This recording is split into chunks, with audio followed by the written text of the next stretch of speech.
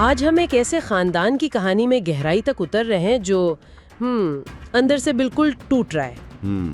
फराद की एक पुरानी जानलेवा गलती का सच सबके सामने आ गया है और अब ये खानदान मतलब खुद अपनी ही इंसाफ के कटहरे में खड़ा है। बिल्कुल, और यहाँ असल खींचातानी जो है वो इंसाफ और माफी के दरमियान है। सही। ये सिर्फ एक गलती की बात नहीं है, ये धोखे की बात है। जब अपना ही खून आपका दुश्मन बन जाए तो क्या होता है? क्या सच्चे दिल का पछतावा इतने बड़े गुनाह को धो सकता है? यही तो सवाल है।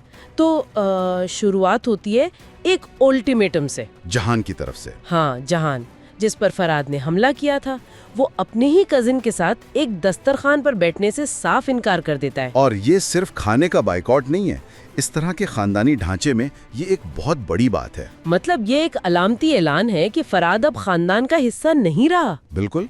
इसी दबाव में आकर खानदान के बुजुर्ग कुदरत बाबा वो फैसला सुनाते हैं कि फराद अब इस हवेली में नहीं रह सकता। लेकिन यहाँ मुख्तलिफ जाविये भी तो हैं। हाँ, देखें, जहान का गुस्सा सिर्फ जाती तकलीफ नहीं है, ये उसूल की बात है। सही। लेकिन दूसरी तरफ बारान की बीवी दल्लान है जो फराद के लिए रहम की अपील कर रही है।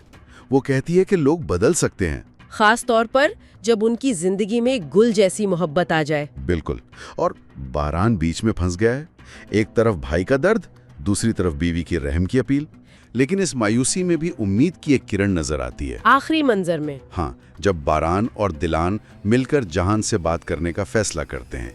ये शायद इस बात का इशारा है कि खानदान में क़यादत का एक नया अंदाज सामने आ रहा है, जो सिर्फ हुक्म पर नहीं बल्कि शराकतदारी पर मबनी है।